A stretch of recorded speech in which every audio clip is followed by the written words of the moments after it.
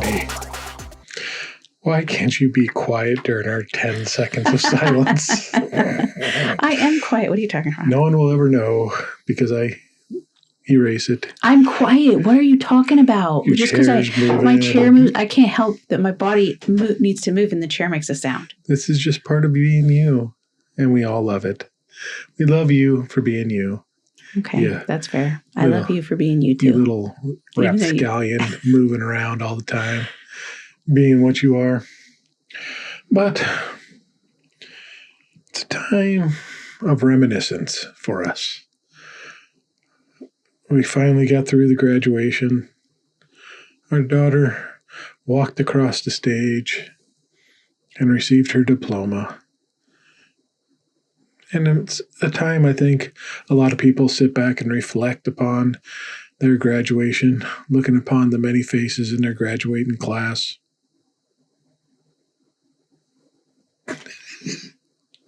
Or the other face in our graduating class. Yes, I graduated with one other person at a very small Christian school. Thank you for reminding me. I'm here for you. But it gets us thinking on things, and it brought up something for the both of us. I know it brought up in you because you mentioned it this morning on a ride to work. But decisions in life. Why do we come to certain decisions? Why are we forced to make certain decisions? For instance, at graduation time, we're asking 17, 18-year-olds to make lifetime commitments to a decision of what they want to be when they grow up. I remember back when I was 18, I was going to be an engineer, a civil engineer to be more specific. Mm-hmm. I was going to design bridges and buildings and make sure... Would anybody want to drive across this? Just kidding. You're very good at that. You're actually very good at that stuff. But I soon realized the engineering part was not what I was interested in. I was more interested in the design, maybe the architectural, and I didn't want to switch over to architecture school because... Why? Oh, Jinx, you owe me a Coke. But I wasn't Mr. Brady and wanted to be an architect. Is that why? Because you didn't want to be Mr. Brady? And you ended up having almost the same amount of kids as he had? That's not why. Okay. We're just going to continue. How many kids did the Brady kid? Was it 6? Or was it 8? Here's a story. A man named Brady who had 3 children. 6 sons. They didn't have any children together? No. And then they adopted Oliver. Oliver? I don't remember that. Who's that? You don't remember Oliver? He came in at the end? No. When Marcia and Greg started dating. I gotta look up. Marcia and Greg started dating? That's that movie, isn't it? Yeah, it's in the movie. We're not blood related. We can date. Oliver from... Brady Bunch. Well, yeah. So we ask these kids to make these decisions early in life and try to hold them to it. Yeah, I like his haircut. How about you? So... He's a cute little kid. It looks like a... We're already off on a tangent. Sorry. I've never seen all of the Brady Bunch. I'm not going to lie. I don't remember if my parents cared of what we watched it. I don't know. Sorry. All right. I'll focus. Okay. So we ask these kids to make these decisions, lifelong commitments. Hold it to them. What do you want? What is your interest? And I think most of us in this community of deconstruction can realize that we don't even know who we are. No, we're still trying to figure that out. At 30 years old. 30? You're almost 50.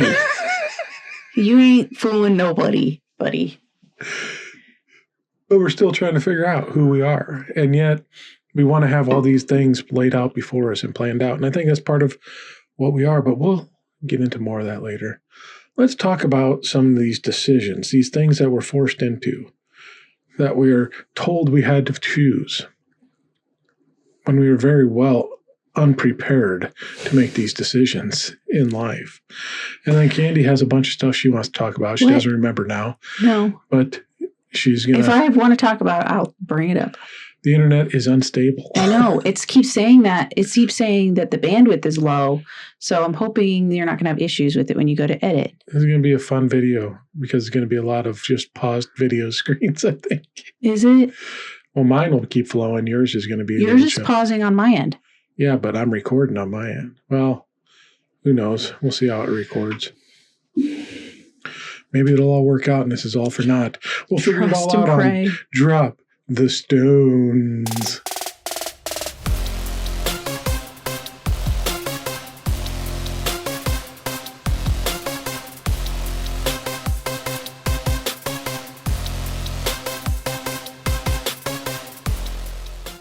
Hi, I'm Candy. And I'm Dan. And you're listening to Drop the Stones, a weekly podcast brought to you by a brand new app. And for some reason, they must not listen to our content, but we're going to read it anyways because they're paying us well.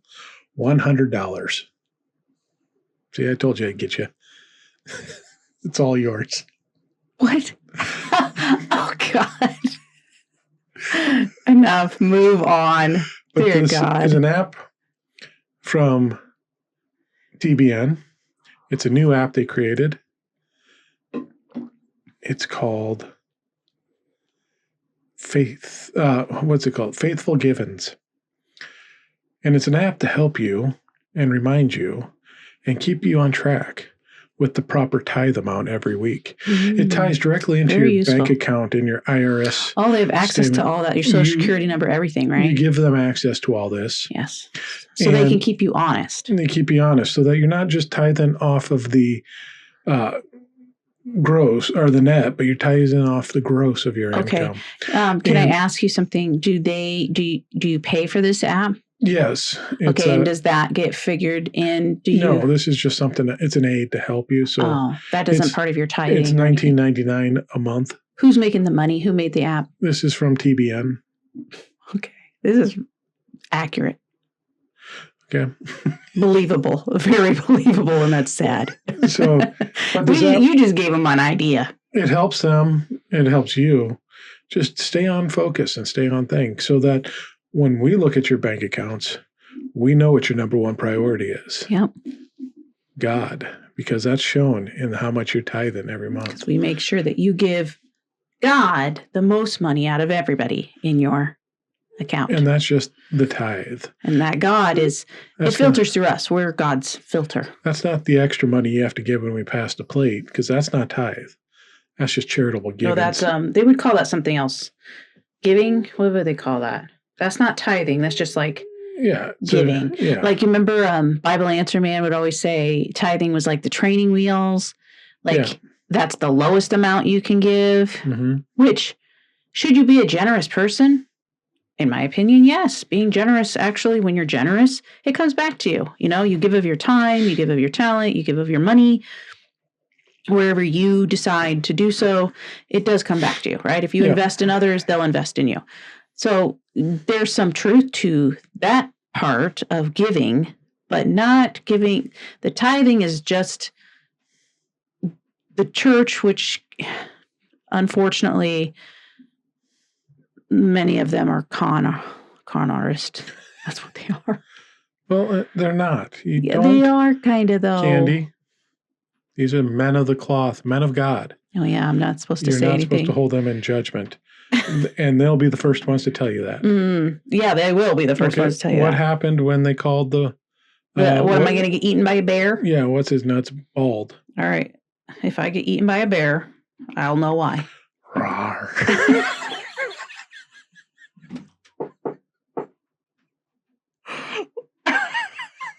And then I look up and I see this little kid's face, Oliver. After that, too. Oh, God. Okay. Let's focus. It's a new era in Drop the Stones. Our true personalities are going to start coming out. So, Faithful Givens. Okay. Sign up today. No, don't. What? They'll have it all ready for you. And when you get the tax savings for charitable givens off the IRS, they will know exactly how much money you need to give back from your IRS statement, too. Because they're tied into that also. Oh, you have to, yeah. Whatever you get back in your taxes, if you get any money, that has to be tithed on. Yes. And don't be trying to be sneaky, people. If someone pays you cash, like if your buddy, you buy him dinner and he wants to pay you back and he pays you cash, you have to hook up your Venmo, your Cash App, all those things. Yeah. It has to have access, and don't be trying to be sneaky with the cash. Like God's always watching. It's got full access over all your accounts and it can even see if cash flows. It can see it has a camera inside your. It can see everything your hand touches. Yeah. Whoops. Maybe you shouldn't see that. Yes, no, that checks. Oh, God. Let's focus, Dan. Let's focus. But, yeah. But even that, to get on this distraction before we get into our initial topic, tithe, because you'd probably be expected to tithe off your taxes. But think about that. Taxes are taken off of your income. And if you're tithing off your gross... You've already tithed on it. But you're expected to tithe on that, no, I'm sure. You're double tithing yeah. on that. Well, it's just kind of like the government. They double tax you. Yeah. No, they don't. Government's honest, just like churches. Don't you have to report your state, whatever you got back from the state, don't you have to report it to the federal government the next year? You have to. So you're getting taxed on that? So, yeah, as an income. When you were already taxed on it, when you paid it in the first place. Yeah. There's so many double taxes on all sorts of things. Yeah, the double tax. But at least we have representation. Okay, you maybe. Oh, are you saying I blend into my shirt too well? Anyways.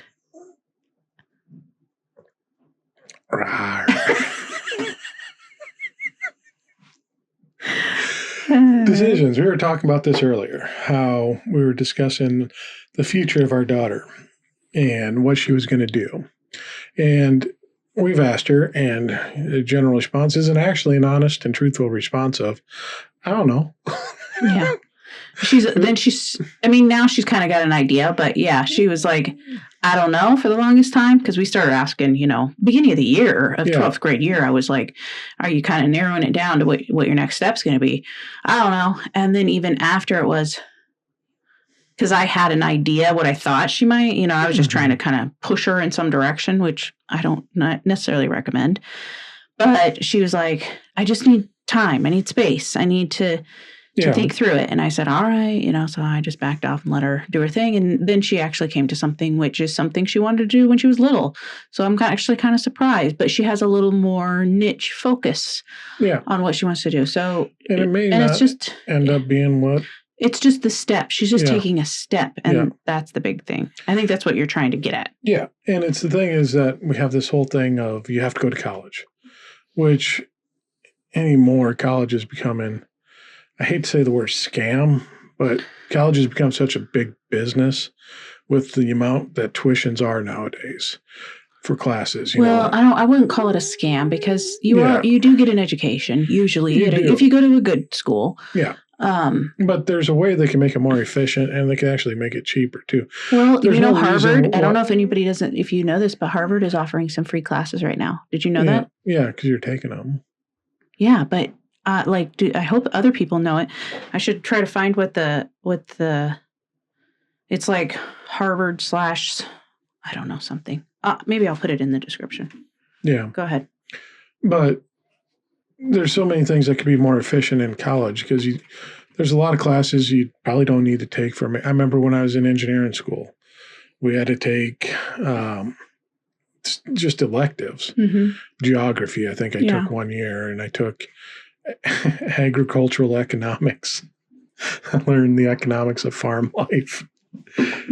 Hey, that's not bad to know. No, it's not bad to know, but it didn't apply to my major. So why are we doing all these extra? Well, because things are interconnected, but it's better to have a well-rounded than just... I understand that point, but there's a way you can streamline this. Yes, I would agree. Some of the... And not make it part of your actual major requirements. Like if you're going into engineering, there are probably some classes like an English class that you might not need. I don't know. But I'm talking out my ass right now. I don't know. But I think I think part of the problem is college should not be required, but continuing education should be something that everybody does for the rest of their life. Yeah, I don't think you should 100%. ever stop learning and Yeah. taking classes, trying new things, being a beginner. That's super healthy. Yeah. Very healthy. That's like exercise for your mind, right? You need to keep doing that, or it just, like any other muscle, it's going to just kind of get atrophied. Yeah. But, and we've seen plenty of that in the world today. Oh my God. Yeah.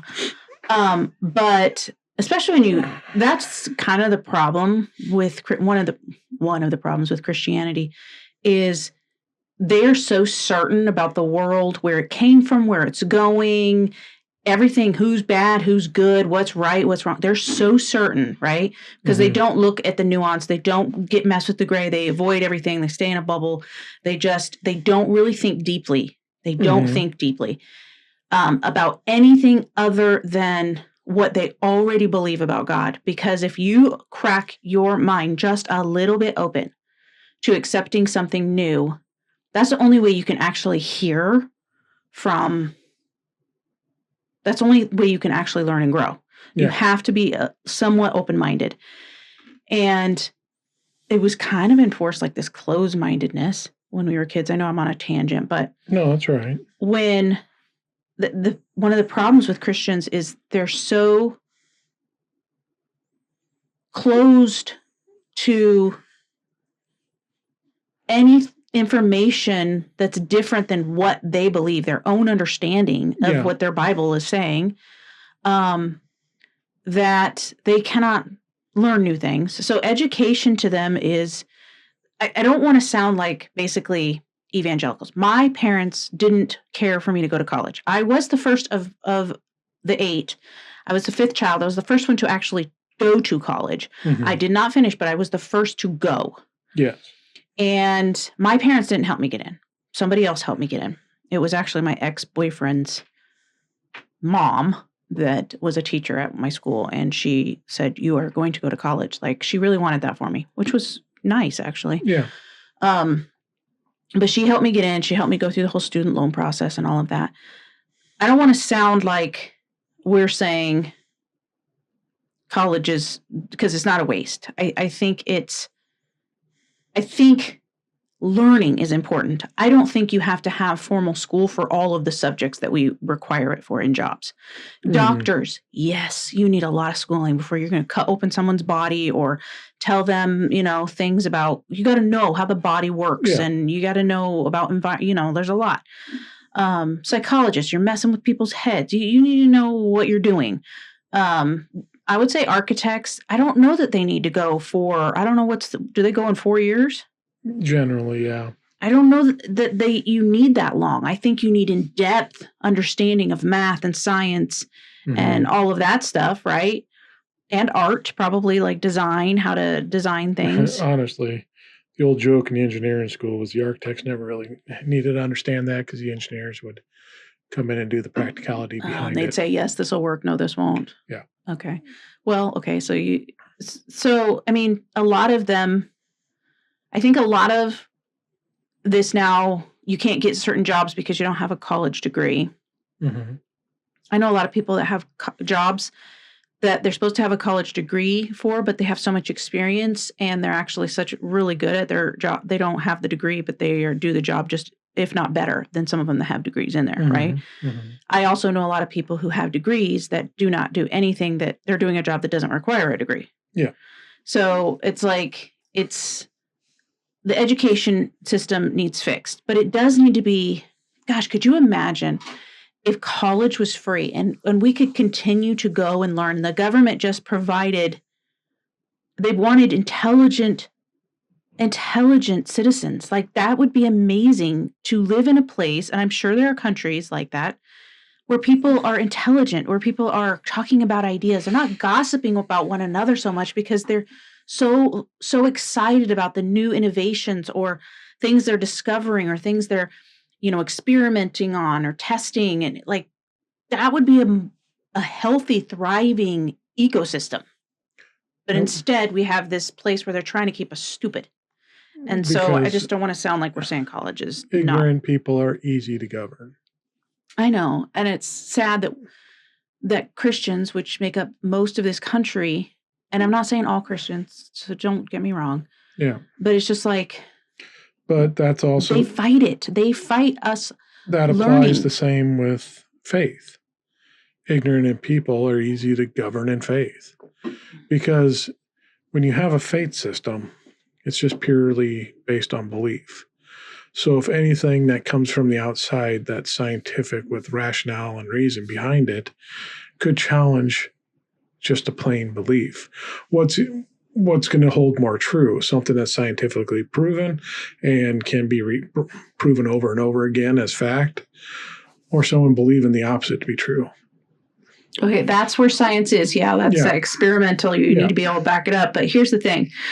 In Christianity, they had these little, if you were going to get kind of lured away, I kind of think like a fish, like we were being lured out to believe, because they got some good arguments out there. You know what I'm saying? Like they're making me, what they would do is you have to believe and not doubt. So that would snag you again to pull you back, and also that believing without seeing, like faith is believing without seeing, which that's not what that verse is even saying. It's not saying that you don't. Faith is the substance. It's the substance of things hoped for, the evidence of things not seen. It's basically, I can't see it with my eyes, but I can perceive something to be true.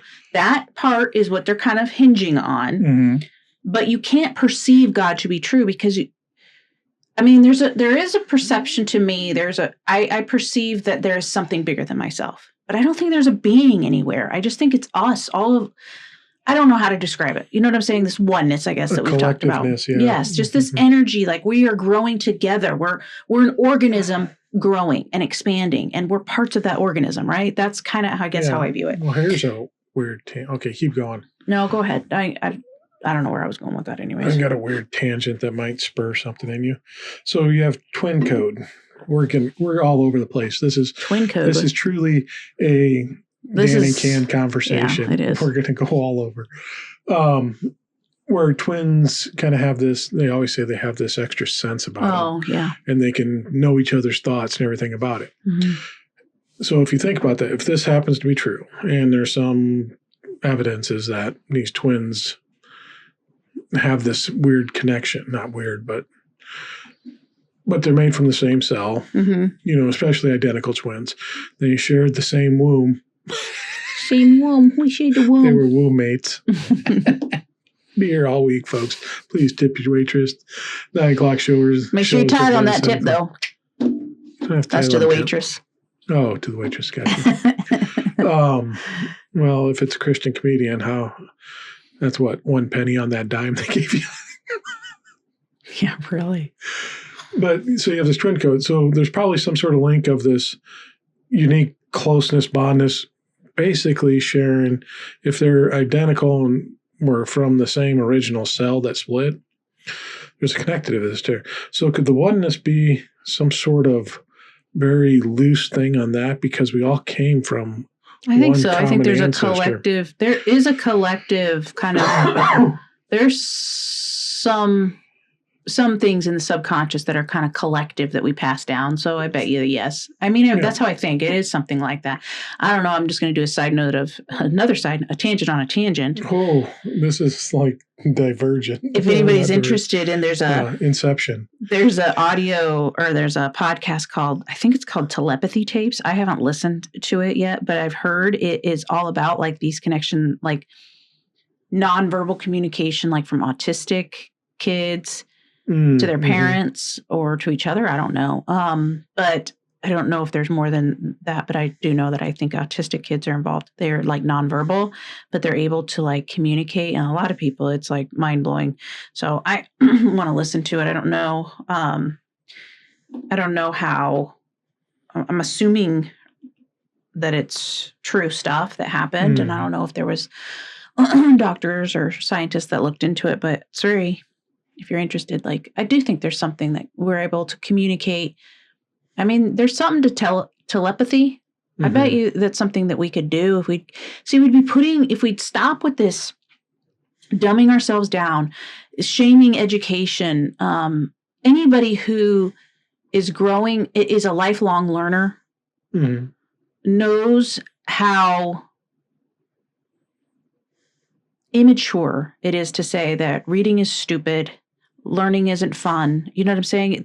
You understand that. You understand that's coming from, first of all, probably school. The way the schools are set up now is a problem. That we don't need to get rid of the Department of Education. We need to revise it. Yeah. You know, it does have issues.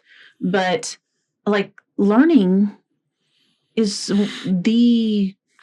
that's one of the funnest things in life to do is learn. You know, you take that away because I never saw my parents really, besides getting different jobs. My mom would try hobbies here and there. Like my dad was not learning. He was reading his Bible all the time. Yes. And he would call it learning. Like he would, I don't know. He never seemed to change much in his thinking. So I don't know what he was doing. Reading the same words over and over. Like how boring. Why? Of course your mind's going to struggle later. Yeah. Well, that's interesting there because there's some, and I'll preface this, there's some Christians out there that think we read this verse over and over again, and it's a deep mine of information, a vast wealth of information. You can get infinite amounts of treasures out of one verse. Yeah, so you got to keep going back to it and redoing it. And I think that kind of corrupts the way you think and learn because things are said. There's no reason, we say something, we mean what we're trying to say. Now, interpretation's different.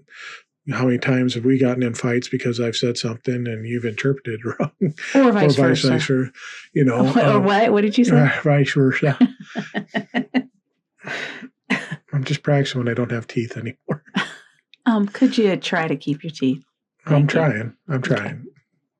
So, but when you start doing that, then you're constantly, it's training your mind to always look into something. So when I say something, there's the surface meaning, then there's 500 other different meanings behind it. And it kind of corrupts the way you're going to think and learn.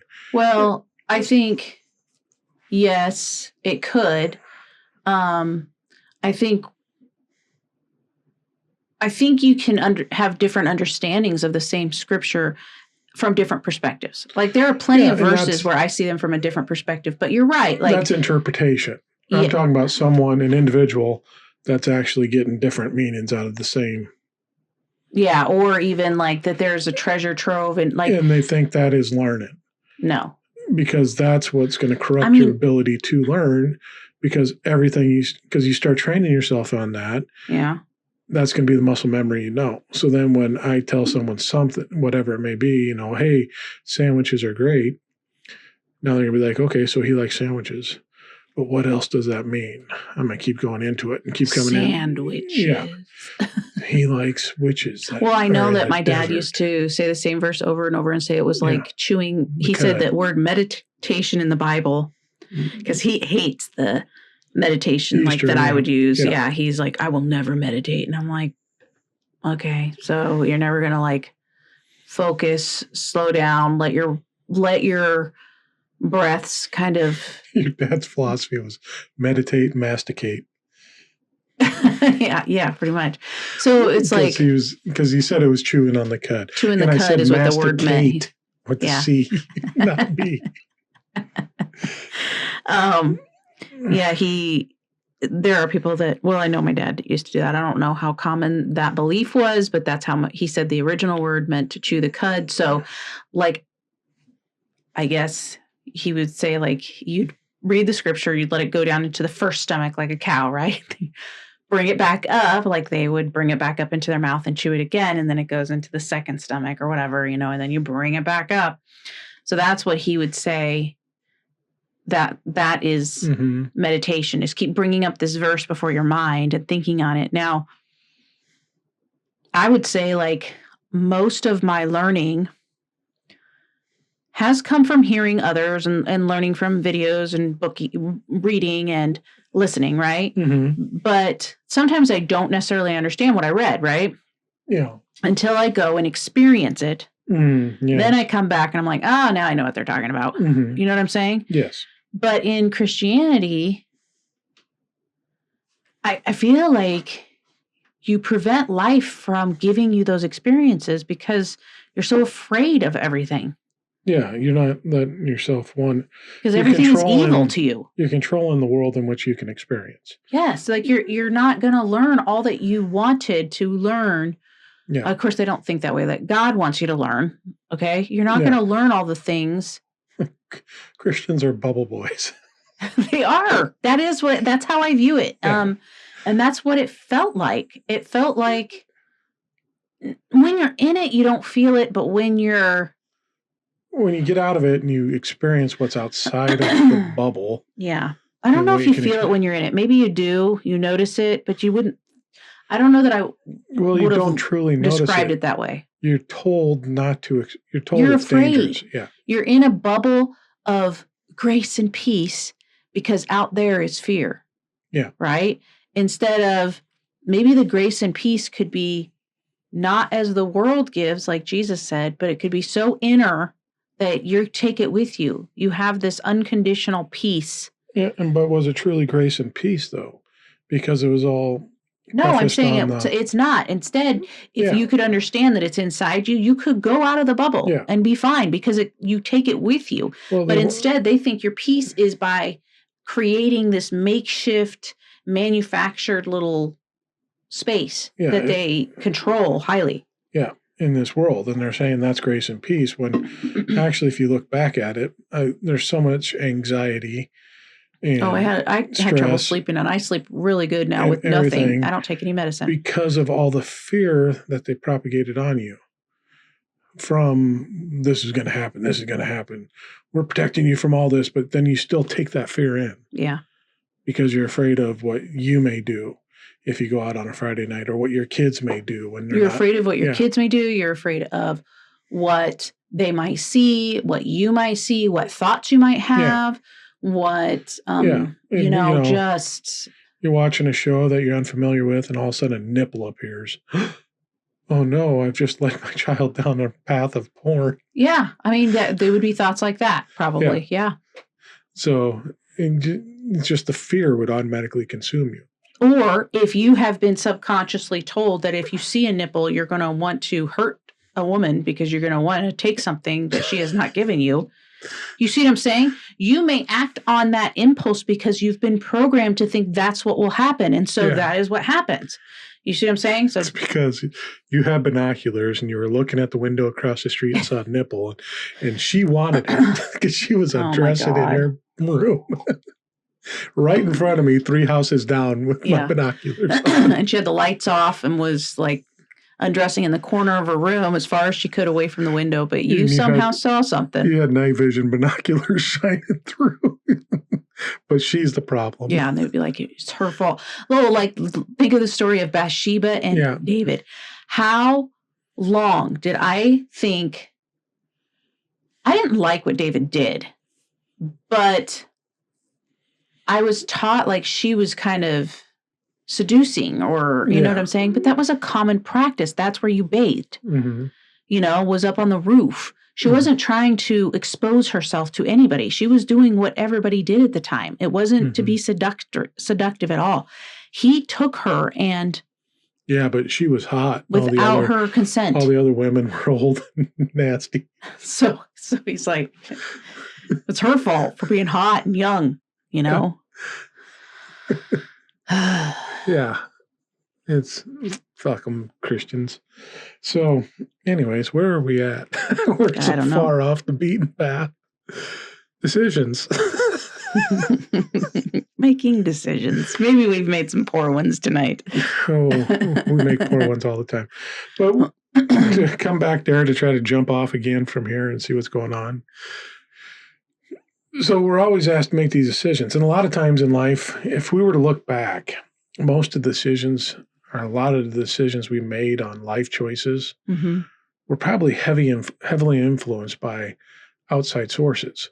So, for instance, when I picked civil engineering, there was a lot of influences on there. My dad's best friend that I was named after was an engineer. And my dad saw him as a successful man, much more successful than him. And that's a good path to go down if you can be just like him.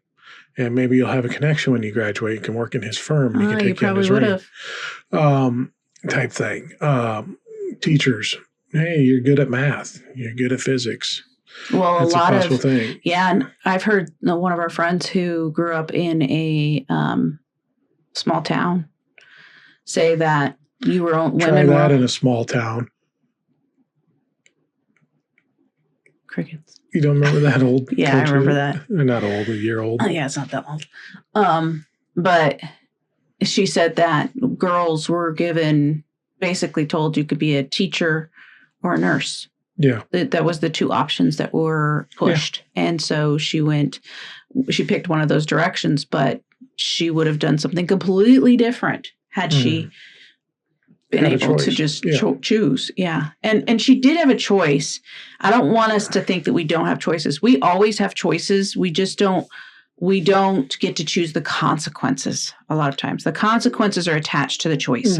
So you do get to pick the choice. Like she could have said, screw you, I'm going to do what I want and actually pay attention to what she wanted to do. But she would have probably gotten a lot of resistance. Yeah. Because it would have been too different, right?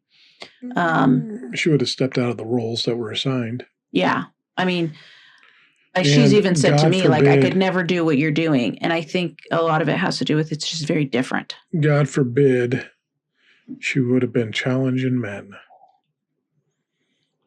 Really? Well, when you come in from a small town, and she chose safety, and I'm not going to knock her for that. Like it's safer to just do what people expect of you. It really is. And that is why,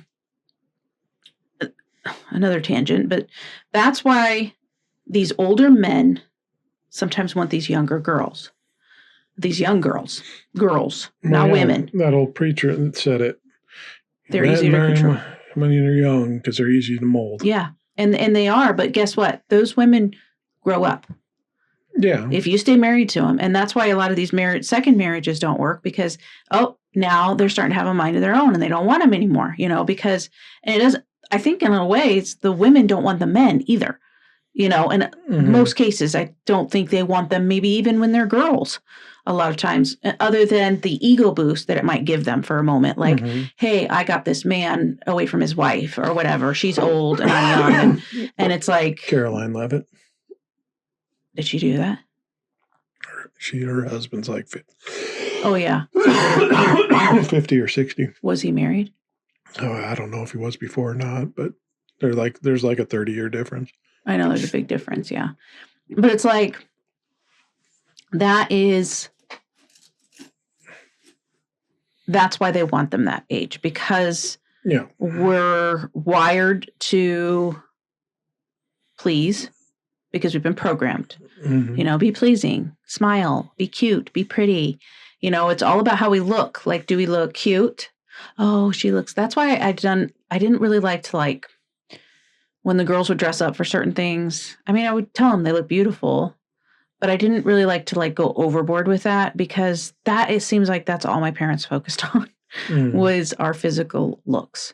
And so there's been a lot of deconstructing just even my value being wrapped to that, especially as I'm getting older, like having to be okay with the aging process, and not think that my value is dropping. But it's so easy to think that if you're programmed to think your value is based in your physical characteristics. Right? Yes.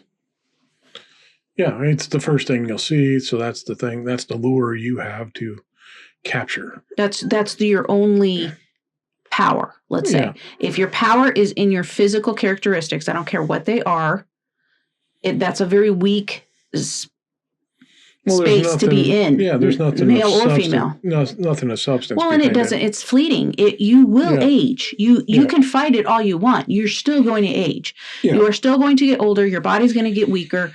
At some point, I don't care if you live to be 150 years old. At 150, you aren't prancing around like a 20-year-old. Okay, that's just the way it is. I'm prancing around like a 30-year-old.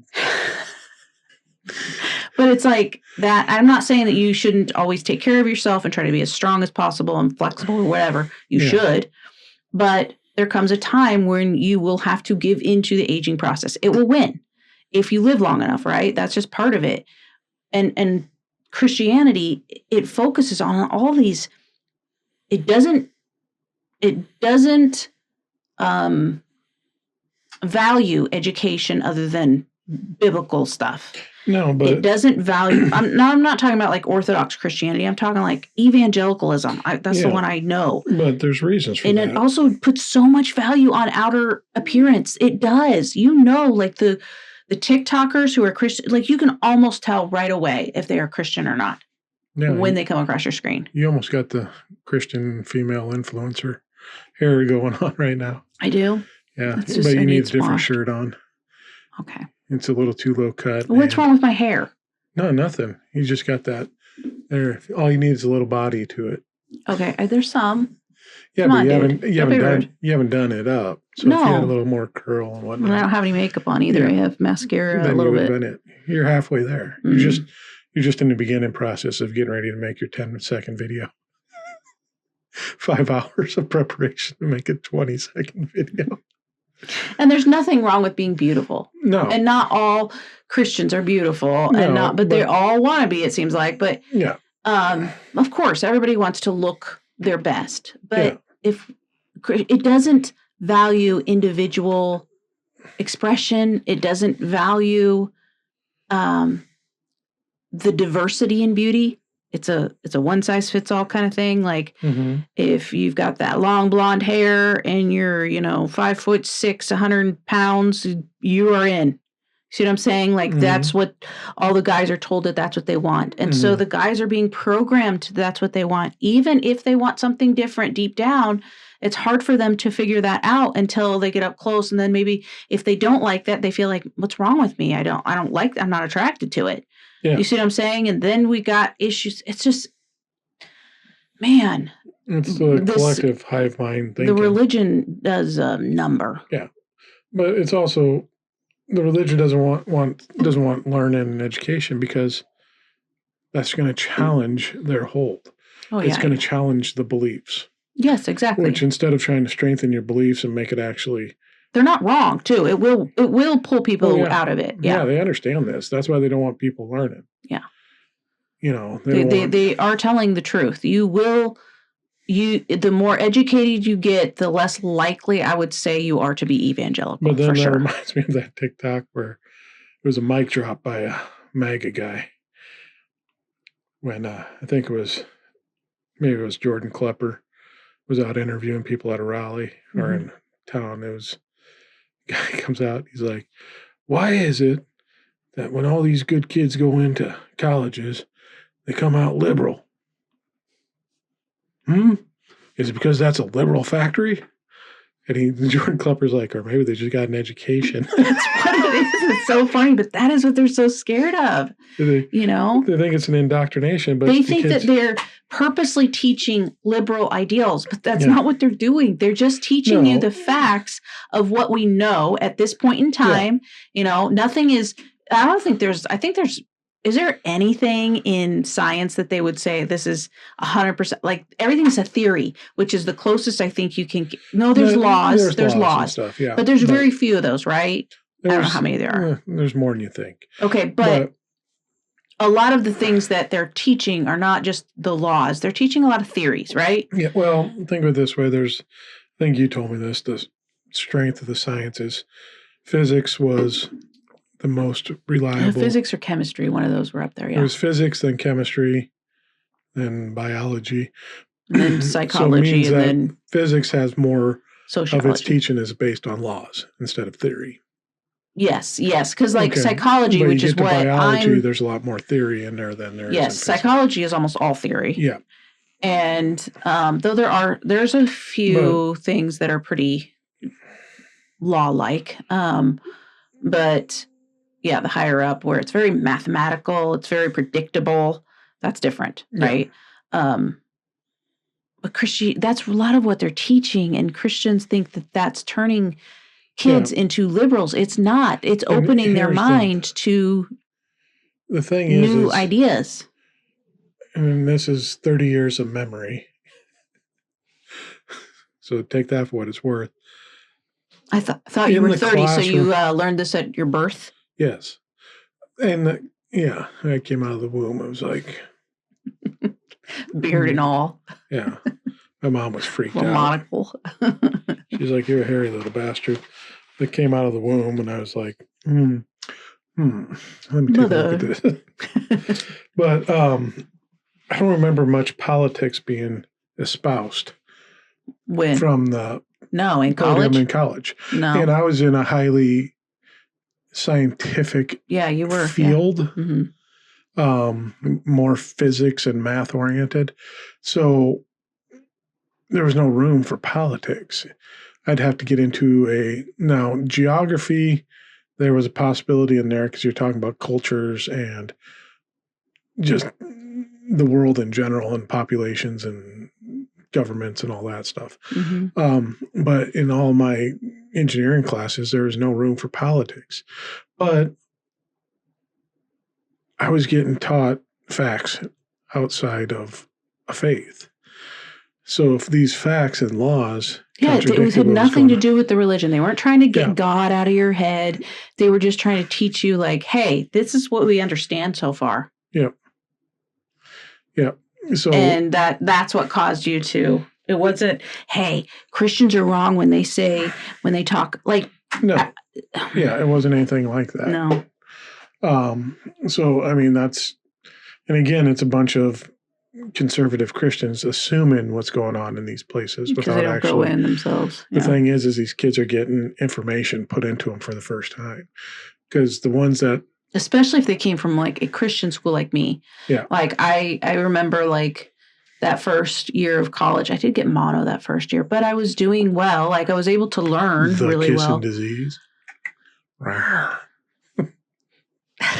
Except you didn't have it, and we were dating. So who was I kissing?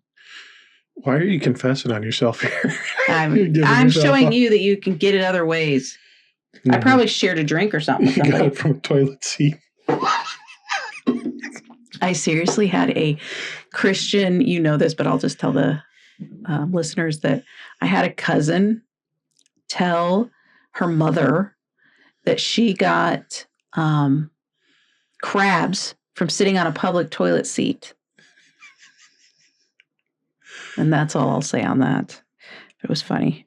So, anyways, is it possible even? I don't know. But, just the night, they're naive. It's like that kid that was watching he was on his computer and closed it really quick and had a virus. Oh, that one makes me so sad to hear his panic.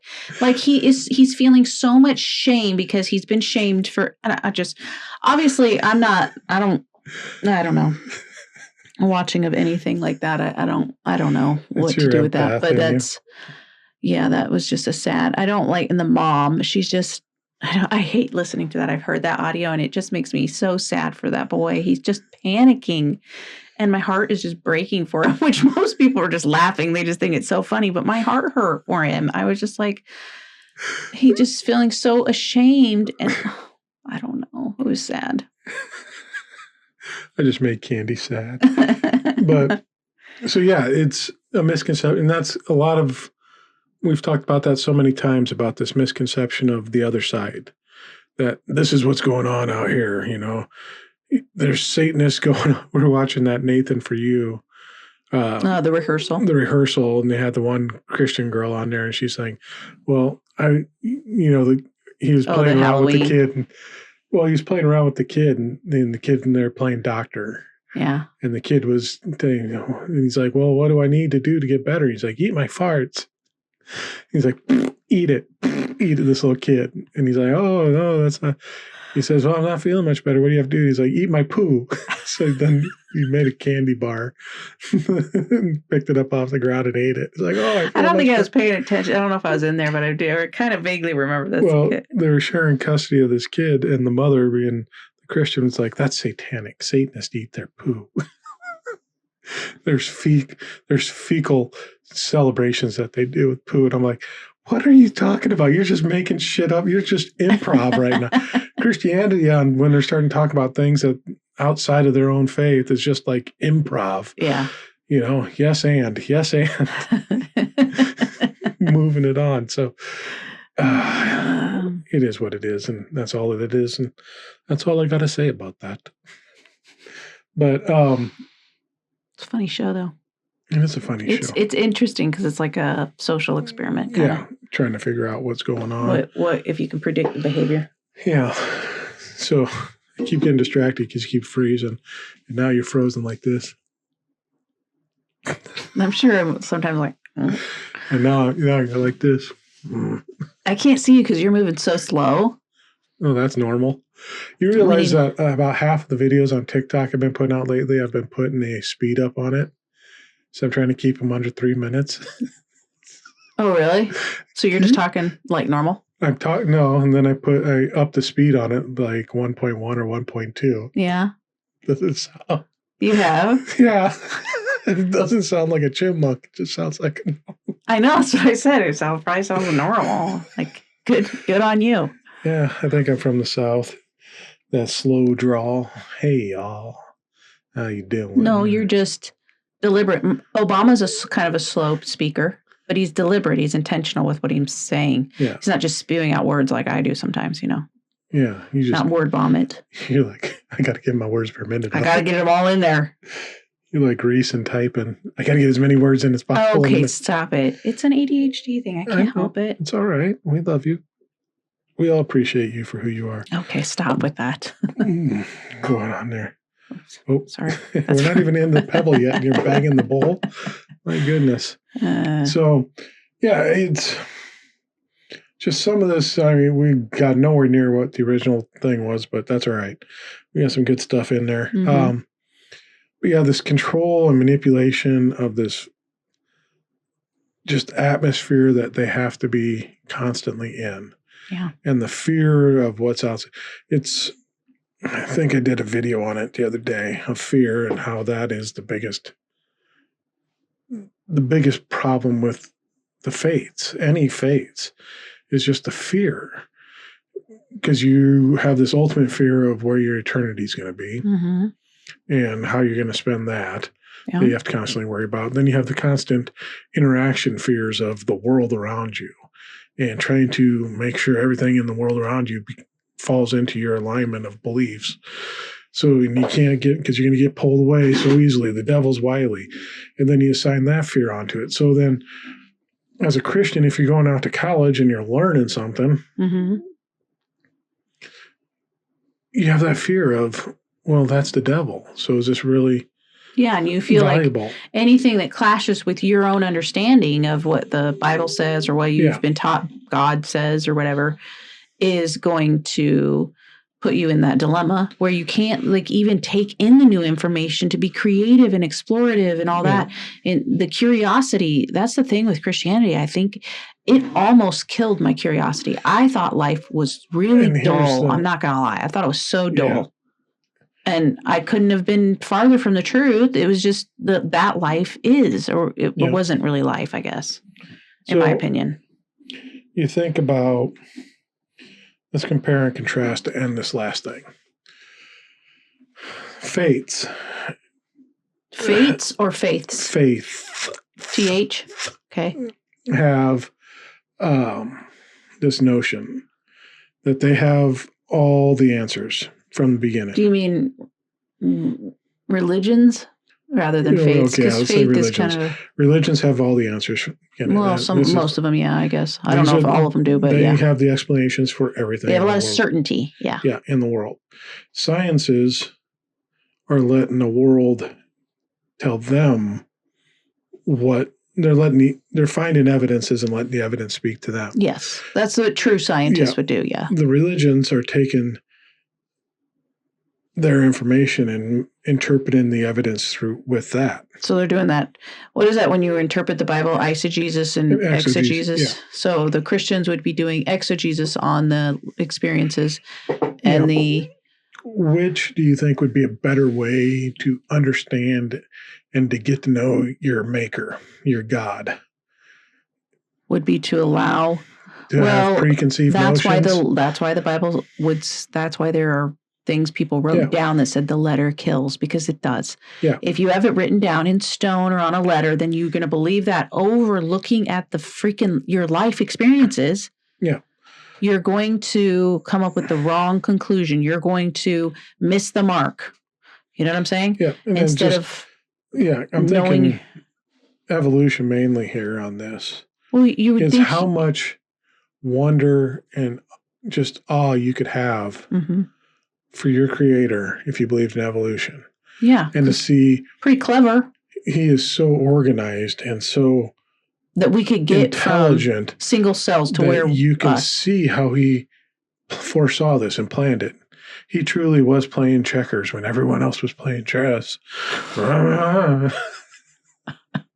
Because he saw all the steps down the road. Yeah, why wouldn't evolution make you feel that way? There are Christians that do believe in evolution, but like in evangelicalism, at least the kind I was in, fundamentalism, you are not allowed to believe in evolution at all. You have to believe in that 6-day creation stories. And why can't evolution be believed? Because you can see how they understand evolution coming along. The Bible kind of talks in ways like that. It's similar. Like there's light, then there's water first, it's dark, then there's light, then you know what I'm saying? It kind of follows like an evolutionary viewpoint. And why can't they embrace that? Because that is what the evidence is showing physically. And then praise God for that. Why do they dig their heels in all the time? I mean, the church is always behind, always, and then eventually catches up. Yeah, but they have all the answers already. And that's what they tell everyone. Because you think about when the faith gets presented. You have questions in life? Well, we have the answers. Yeah, right and you'll see church signs that say that too. And here's the thing, we see all sorts of church signs talking about that. Yeah. Well, and even didn't they say that they used to tell us that any problem or question you had, you could find the answer in the Bible. And I was just like, I always hated that because I was like, what? I don't understand. Well, I couldn't find out how to figure out the opposite angle. Exactly. Of the right it's not in there. And they would be like, no, when he told Noah how to build Noah's Ark, every angle you could possibly cut or do, that's all detailed in there. Did you know that? I didn't know that. I just thought he got a bunch of gopher wood. Why did that turn on? Uh-oh. God's coming for me. Ooh, we need to look at some of these classes in Harvard. There's some good stuff. You've been just doing that the whole episode? No, I'm just glancing at it because it's open. But I think you can find so much more beauty and wonder and appreciation for a supreme being if you didn't have these preconceived notions that you had to hold true to. Yeah. And you could actually admit, hey, we had these ideas beforehand, more of the scientific. We used to believe in this, but now the evidence has shown that this isn't true. And Christians will come out and be like, see, you're wishy-washy. You have no answers. It's like, well, no, we are willing to learn from what the evidence is saying. You guys are saying nothing can change. This is how it is. And one thing disproves it. The whole shebang falls down and it's done, because that's their belief, their understanding of the scriptures instead of, and in that way, the verse where, lean on your own understanding where you couldn't think for yourself is how we took it. You could also take it from a different perspective and you could read it. You could interpret it as like your understanding is what your ancestors just handed to you. That is not true. Yeah. Like colonialism has passed this down to us. These systems are messed up. And don't lean on your own understanding that was given to you. Like be open to seeing things from a different perspective. But Christians lean on their own understanding that was passed down to them from others, but now it's theirs. I was listening to a kid on TikTok debate with somebody who was just debating MAGA people. And they got on this Christian topic.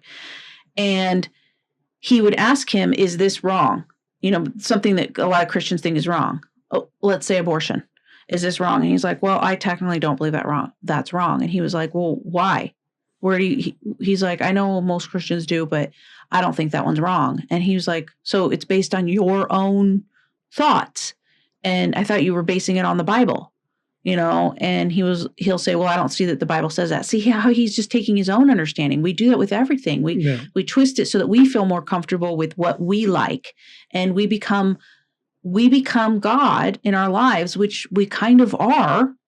We are divine. We are a piece of I am, but you don't realize that then now you're trying to be the God in somebody else's life by telling them, no, you can't do that. If you want to live that way, fine.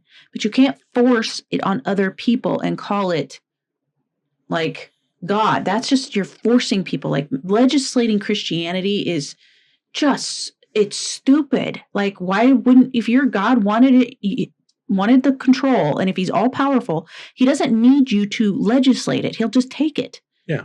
If he doesn't want LGBTQ people around, he'll take care of that. Yeah. But he doesn't take care of that because he doesn't exist. Yeah. There's not somebody like, if he could wipe out America, why didn't he wipe, they were talking like every time we've had a Democrat president, their Christians would go up in a roar like that's the Antichrist. And like, why didn't God just like destroy America during that time? Why didn't God just take it out? Why didn't God just take those presidents out if he didn't want them? And because A, he doesn't exist, or B, he's too weak to, or C, he wants it there. Ready. Huh? The people's hearts weren't ready. He's powerless because the people's hearts are what's in charge. Yeah, we've heard that one too. So, anyways, yeah, it's all fucked up, and this was just an interesting conversation. This is our venting episode. Is it our venting episode? Oh, I could vent for ages, and you'll hear it later. Next 34 episodes are just going to be venting episodes. Sometimes you got to just feel the anger. There. You froze up, and you're just like, I can't see you. I can't. You're frozen like that. Okay, stop. All right, folks. I don't know how this is going to edit out, but it's going to be good. So just keep watching all the frozen faces and enjoy it. Go up to the top, rate us 5 stars. We appreciate it. Thank you so very much for that. Leave a comment on there. We just got a comment again the other day. What was that one? Do you remember what it said? Oh, yeah. It was an old episode where it was with Jesse. Mm-hmm. And it was like, oh, this was like listening to my wife's sisters talk. I appreciate it. So, yeah, go out there and leave a comment. We enjoy reading them. Yeah. They lift our day. And 5 stars. That was from Mo, by the way. Oh, Mo. Hi, Mo. If you get to this episode, they're working their way up. The other thing to do is go to DannyCan.com. Everything that we have there is just about the Danny Can empire. So, episodes and all that, links, Candy's hypnotherapy, Candy's Substack, Candy's blog, Candy's shop, the candy shop. I'm going to take you to the candy shop. I don't know the words. Yeah, it's probably good if we don't. Lollipop is in there. I'm going to lick your lollipop. Okay. All right.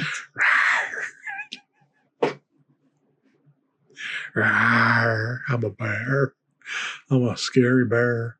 So, yeah, go there. Check that out, DannyCan.com. And if you're on YouTube, smash that like, hit that subscribe. We'd appreciate it.